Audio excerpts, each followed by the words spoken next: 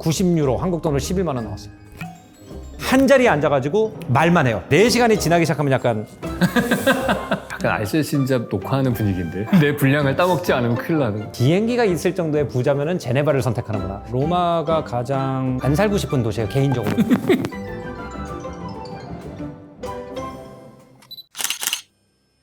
네, 드디어 오셨습니다. 우리 조승현님께서 정말 댓글들이 많았습니다. 조승현님이 한번 와가지고 둘이 대담했으면 좋겠다. 그런 얘기를 많이 해주셨는데 흔쾌히 오시셔가지고 즐거운 토크의 시간을 가져보려고 합니다. 반갑습니다. 저는 조승현님을 볼 때 가장 제일 강점이다. 이분한테 정말 배울 게 많겠다라고 느끼는 거는 다양한 인생의 시기에 다양한 나라와 도시에서 살아본 경험들. 저는 그게 정말 엄청난 자산이라고 생각을 해요. 네, 저도 가장 제 인생에서 행운이라고 생각하는 부분인 것 같아요. 네. 중고등학교 때는 미국에서 좀 사셨고 예, 제가 이제 14살에 미국의 미시간주로 처음에 유학을 나갔다가 거기서 중고등학교 마치고 그 다음에 뉴욕으로 대학을 진학을 했고요. 뉴욕에서 이제 1년 휴학을 하게 돼가지고 5년 생활을 했어요. 1999년부터 2004년 말까지 뉴욕에 있었고. 저랑 같은 시기에 좀 있었네. 아, 그래요? 몇 년에 계셨어요? 저는 96년부터 2001년까지 이렇게 약간 제가 들어가면서 나오셨구나. 이 바톤 터치하는 것처럼. 저는 직장인 생활을 하고 있었으니까 열심히 노실 때 저는 열심히 야근하고 있었을 거예요. 그럼 약간 그 하드코어한 뉴욕을 기억을 하시겠네요. 저는 별로 그러니까 뉴욕에 대해서 즐거운 기억보다 아침에 그 출퇴근 시간에 시달린 기억밖에 없는 것 같아요. 네. 뉴욕의 그 하드코어한 지하철에 대한 기억이 있으시겠구나. 예. 겨울철 추운 지하철 이런 것들 기억이 많죠. 에어컨도 없고 난방도 안 되는 지하철. 예. 그리고 이제 2005년 봄에 파리에 가서 이제 2011년 중간에 군대 갔다 온 기간이 있었고 2011년에 귀국을 했죠. 그래서 오늘 나누고 싶은 얘기는 그 많은 경험을 해보셨는데 이게 사람의 기질과 성향에 따라서 혹은 인생관에 따라서 이렇게 살고 싶은 도시나 나라나 지역이나 막 달라지잖아요. 그래서 이제 뭐 편하게 한번 말씀해 주셨으면 좋겠어요. 이런 성향의 사람은 이런 도시가 어울리는 것 같다. 파리 얘기를 해보자면 파리는 제가 생각할 때는 집에 있기 싫어하는 사람은 살만하다고 생각해요. 왜 그러냐면은 일단 공공 스페이스들이 너무 아름다워요. 그렇죠. 그러니까 예를 들어서 책을 내가 조용히 집에서 읽고 싶은 사람은 파리도 어떻게 보면 뉴욕보다 주거 환경은 더 열악하고 그런가요? 아무래도 집들이 더 오래됐잖아요. 파리에 간 학생들이 사는 집들을 보면은 건물이 폭이 한 10m 정도 되는 건물이었어요. 두 다른 건물 사이에 낑겨 있는 뭐 준공이 한 1700년대 초반 정도 된 건물이었는데 이제 이 건물이 진짜 웃긴 게 뭐냐면 이 건물을 지었을 때 그 화장실이 없었던 거예요. 화장실이 없었던 데다가 이제 붙인 거예요. 그래서 어떻게 생겼냐면 건물이 이렇게 생겼는데 이 건물 뒤에 보면은 건물 뒤에 이렇게 튀어나와 있는 게 한 3개가 있어요. 이렇게. 그게 다 화장실이야? 네, 그게 화장실이에요. 2층에 하나예요. 그래가지고 이렇게 원룸이 있는데 2층 사람이랑 3층 사람이 같은 화장실 써? 예, 이렇게 2층, 3층이 이렇게 있으면은 요 뒤에 복도에 있는 요 공간에서 요 화장실 쓰고. 그 계단실에 옆에 붙어 있는 예. 거예요? 아니 그럴 거면 한층씩 비어 있으면은 중간에 끼워 넣어도 가서 컨설팅을 좀 하시죠. 파리. 대충 알 것 같아요. 이렇게 계단 참에서 화장실이 연결되어 있나 보다. 그 화장실도 이제 그 프랑스 사람들은 터키식 화장실이라고 그래요. 토일렛 튠크. 그 토일렛 튠크가 뭐냐면은 우리 옛날 학교 화장실. 이게 쪼그려 앉아서 네, 하는 거? 쪼그려 앉는. 파리에 그런 화장실이 있어요? 많아요. 굉장히 아직도? 많아요. 많습니다. 예. 그 보일러가 있었는데 한 1980년대에 설치한 그 보일러를 이제 계속 쓰고 계셨는데 이제 점화장치 그 플러그가 고장난 지가 되게 오래됐는데 이거 이제 뜯으려면은 또 되게 복잡한가 봐요. 그래가지고 그냥 쓰래요. 그래서 점화장치가 망가졌는데 어떻게 쓰냐 그랬더니 이제 화장실에 물을 틀고면은 가스가 돌아가는 소리는 들거든요. 그러면 이제 성냥을 그어서 커버를 열고 안에다 넣으면 이제 불이 붙잖아요. 그러다가 그리고 3분을 기다리면 더운 물이 나온다는 거예요. 뭐 이런다든지 뭐 이런 게 이제 그 굉장히 흔한 삶의 모습이어가지고 그래서 이제 그런 뭐 화장실이 모던하고 인터넷 잘 터지고 정전 안 되고 이런 게 삶의 삶의 질의 기준이라면 저는 파리 가면 안 된다. 근데 이제 삶의 질의 기준이 집이 어쨌든 거기는 기숙사 역할일 뿐이고 밖에 나와가지고 카페에 앉았더니 그 카페가 동네 사람들이야 다. 그래가지고 다 동네 사람인데 그 프랑스 사람들이 파리에 했던 빌라주라는 표현을 많이 써요. 파리는 빌리지라고. 왜냐면은 대도시이지만서도 동네가 다 조그만 마을 같은 게 이렇게 있어가지고 뭐 예를 들어서 지금은 좀 핸드폰 보는 분들이 많아서 이 문화가 많이 퇴색되긴 했지만 저희 있을 때만 해도 뭐 동네 분들 다 아는 분들이에요. 그래서 커피 마시고 있는데 새 그 뉴키드 온 더 블락이 왔어요. 그럼 이제 혼자 이제 뻘쭘하게 앉아 있으면은 말 걸어? 일로 오라고 같이 앉자. 뭐 요런 거. 그리고 이제 뭐 책을 읽더라도 집에서 안 읽고 어차피 집들이 다 열악하니까 카페 나와서 읽고 있고, 그럼 뭐 내가 아는 책 읽고 있으면은 누구한테나 자연스럽게 말 걸면서 나도 그 책 읽었는데 어때요? 하면서 바로 그냥 오후 3시에서 밤 10시까지 토론하다가 친구 돼서 집에 들어가지도 어색하지 않은. 그래서 사회적으로 같은 동네에 살고 어느 정도 비슷한 커뮤니티에 들어와 있다라고 여겨지면은 아무 거리낌 없이 아무한테나 말 걸고 아무랑 친해지고, 방금 만난 사람한테 우리 집 와가지고 식사하고 가 뭐 이렇게 얘기하는 게 어색하지 않은 그런 좀 분위기가 파리가 좀 좋은 것 같아요. MBTI로 치면 약간 이성향의 사람들은 가면은 적응 빨리 하는. 적응 빨리 하죠. 어. 그래서 되게 재밌는 게 있어요. 제가 이제 파리에 가가지고 한국인 친구랑 같이 밤에 자전거를 타고 있었어요. 새벽 2시에 파리에서 자전거 타면 너무 좋거든요. 길에 차가 하나도 없는데 그 약간 그 오렌지색 조명 이렇게 켜놓잖아요. 그래서 노틀담 성당을 제일 아름답게 보는 방법은 새벽 2시에 자전거를 타고 그 앞을 지나가면 너무 좋아요. 그래서 이제 그 투어를 시켜주고 있는데 이제 경찰이 쫙 와가지고 빵빵 하니까 이제 옆에 있는 한국 친구가 거봐, 내가 새벽 2시에 파리 위험하다 그랬잖아. 근데 그게 아니었어요. 경찰이 오더니 레이싱 할까?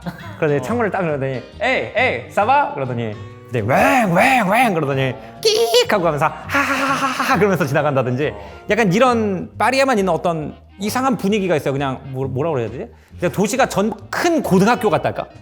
그리고 사람들이 진짜 철이 없어요. 그래가지고 파리는 진중한 사람은 가면은 속 터져가지고 못 살고, 나도 뭐 내 나이에 관계없이 그냥 중학생처럼 계속 그냥 동네 사람이랑 키키덕거리고 그냥 밤새도록 와인 마시면서 쓸데없는 소리하고 이러면서 살고, 그 다음에 집 정리하는 거 딱히 나는 관심 없다. 그러면은 파리가 괜찮아요. 그리고 물질적인 소유에 별로 욕심이 없어야 돼요. 일단 불어를 잘해야 되잖아. 근데 그러려면 그렇게 뭐 계속 떠들고 그러려면 진짜 말이 안 통하는데 뭐. 그래서 제가 생각할 때 그 프랑스어가 외국어로 인기가 많잖아요. 그 이유가 뭔지를 생각을 해보니까 다른 나라에 가서 살잖아요. 그러면 영어만 해도 그렇게 크게 불편하지 않은 나라들이 많거든요. 근데 프랑스 사람들은 말이 거의 유일한 엔터테인먼트예요. 5시에 식전주를 시작해서 3시간 동안 식전주를 마시고 8시 반부터 식사를 시작해서 10시 반까지 밥을 먹고 10시 반에 식후주를 먹기 시작해가지고 새벽 1시에 집에 가는 동안 우리는 1차, 2차, 3차 움직이잖아요. 그리고 중간에 노래도 부르고 춤도 추고 하는데 이 친구들은 한 자리에 앉아가지고 말만 해요. 그러니까 이런 문화를 가지고 있기 때문에 프랑스에 가서 살 사람은 무조건 불어를 잘해야 돼요. 살 수는 있는데 못해도 너무 답답함을 많이 느껴서, 그래서 제가 프랑스가 인기 있는 외국어인 이유가, 프랑스 사람들은 너무 빠른 속도로 토론을 7시간, 8시간 하는 거가 삶의 너무 중요한 부분이기 때문에 프랑스에 가는 분들은 무조건 불어를 배워서 그런 게 아닌가라는 상상도 해봤어요.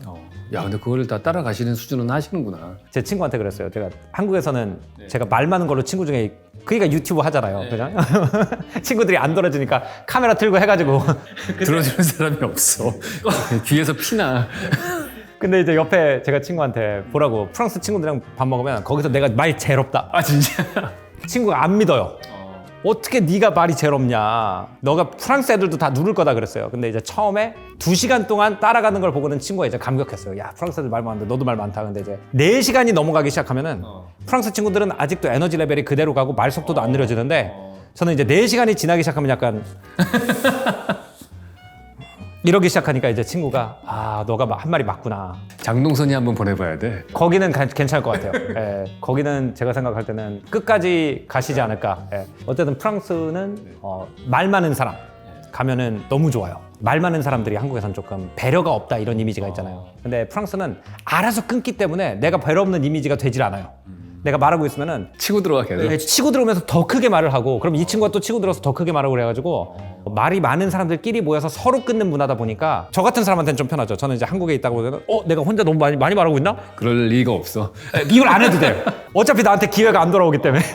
약간 알쓸신잡 녹화하는 분위기인데 내 분량을 따먹지 않으면 큰일 나는. 그 알쓸신잡 녹화에 프랑스 분 2명을 끼면 아무도 말 못해. 그럴 수도 있어요. 그분들도 아무도 말 못할 수도 있어. 왜냐면 이제 우리는 대화할 때 기본적으로 배려를 하면서 하는 게 어느 정도 몸에 배 있으니까. 근데 걔네들은 줌으로 회의 못 하겠다 그러면. 안 될 것 같아요. 줌 회의 하면 한 사람만 얘기 나오잖아. 기다렸다가 얘기하고 이래야 되는데 안 될 것 같아요. 안 되겠네. 로마는 어때요? 저는 이탈리아의 도시들을 보면은 로마가 가장 안 살고 싶은 도시예요, 개인적으로. 그래요? 나는 로마가 제일 살고 싶은 도시인데. 딱 갔을 때 열흘씩 가서 아름다운 로마 유적지를 보고 나오면은 딱 좋은 도시다라고 생각을 하고, 저는 이탈리아에 있는 도시 중에서 하나를 골라서 거기서 거주를 해야 된다라고 하면은 아마도 피렌체를 고를 것 같아요. 그 이유가 로마라는 도시의 역사를 보면 로마 제국 시대 때 즉 2000 몇 년 전에 그때 인구가 100만이었던 세계 최고의 대도시였잖아요.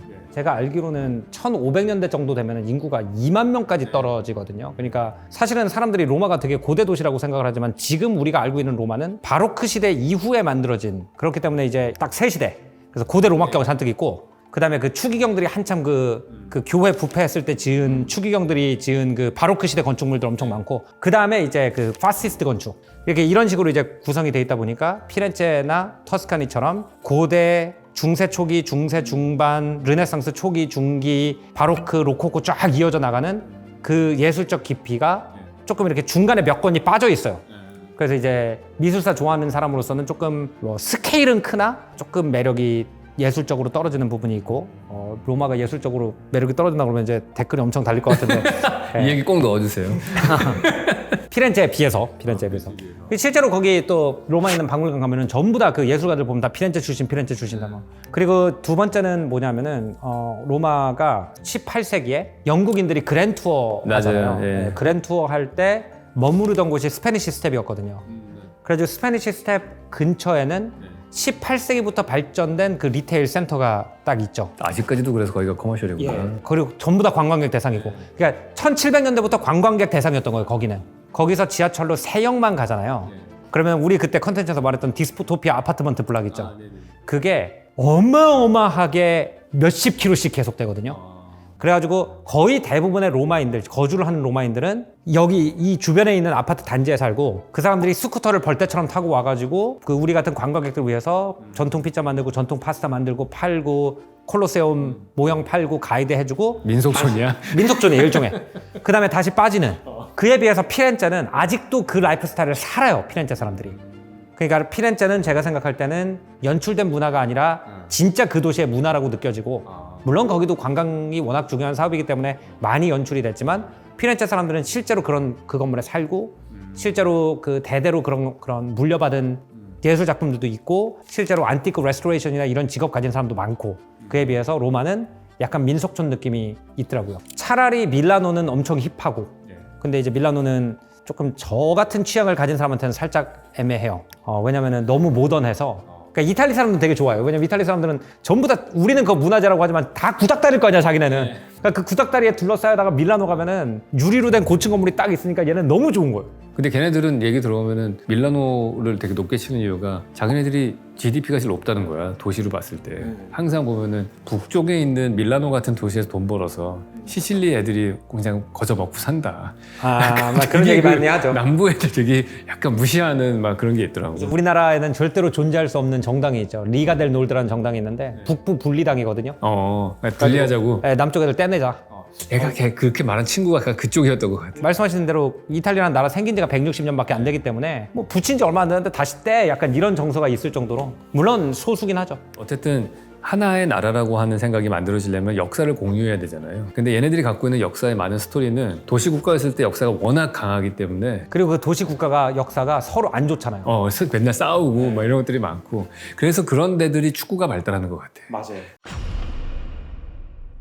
그럼 마지막으로 제가 생각할 때 돈이 진짜 많은 사람이 가장 살기 좋을 거라고 생각하는 도시는 제가 생각할 때는 제네바인 것 같아요. 제네바. 왜 그러냐면은 재미는 진짜 없는 것 같거든요. 몇 달 전에 시계쇼 촬영하려고 제네바 갔다 왔는데 네거티브가 별로 없어요. 그러니까 일단 뭐 예를 들어서 미세먼지 없고, 알프스 산 위에 있으니까, 그러니까 일단 환경 문제 없고, 그 다음에 두 번째 뭐 미국에 만약에 간다 그러면은 총기나 마약 문제가 있잖아요. 근데 총기나 마약 문제도 없는 것 같고, 표면적으로는, 그죠? 범죄율 굉장히 낮은 나라고, 그 다음에 이제 뭐 프랑스나 이런 데 산다 그러면은 세금이 엄청나게 비싼데 세금도 유럽 기준에 비하면 그렇게 높은 편은 아니고, 뭐 이게 대단히 아름답긴 하죠. 근데 뭐 대단한 장점이라고 볼 수 있는 게 딱히 있진 않나? 사실 더 하기 어려운 게 가지 않아야 될 이유도 하나도 없는 약간 이런 거잖아요. 근데 유일한 단점이 물가거든요. 어마어마해요. 얼마나 비싸냐면은 저희가 이제 공항 옆에 있는 외곽 호텔에서 숙박을 했어요. 이제 그쪽 회사에서 잡아줘가지고, 그게 이제 그 시계 행사 바로 옆이었거든요. 그게 먹을 때가 이제 호텔 레스토랑밖에 없는 거예요. 그래서 거기서 이제 스위스 물가가 비싸다고 들었고 저녁 별로 먹고 싶지도 않아서 좀 가볍게 먹자 하고 쿠스쿠스 샐러드 하나랑 와인, 로컬 와인이에요. 프랑스 와인 비싼 거 시킨 게 아니고 로컬 스위스 와인 시켰어요. 한 잔 80프랑. 얼마예요? 90유로, 한국 돈으로 11만 원 나왔어요. 뭐 여기 딱 이렇게 쿠스쿠스 샐러드 하나랑 와인 한 잔. 네 명이 먹은 것도 아니고 혼자. 혼자서 그게 결국에는 치안이 확보되는 이유구나. 그럴 수도 있어요. 그래가지고 너무 신기했던 게 뭐냐면은 제네바가 이제 딱 퇴근 시간이 되는데 길이 너무 막히는 거예요. 저쪽 한쪽 길이. 그래서 인구가 이렇게 많지가 않은데 길이 왜 이렇게 막히냐 하고 이제 우리 가이드 해주는 친구한테 물어봤더니 약간 무시하는 톤으로 아 프랑스 노동자들 귀국하는 거야. 그러니까 프랑스도 잘 사는 나라잖아요. 근데 스위스가 워낙 물가가 세고 경제력이 좋다 보니까 프랑스 사람들도 거주를 못하고 스위스에 프랑스에서 국경을 넘어와가지고 일하고 그 돈을 가지고 프랑스로 가면은 프랑스에서는 굉장히 고임금인 거죠.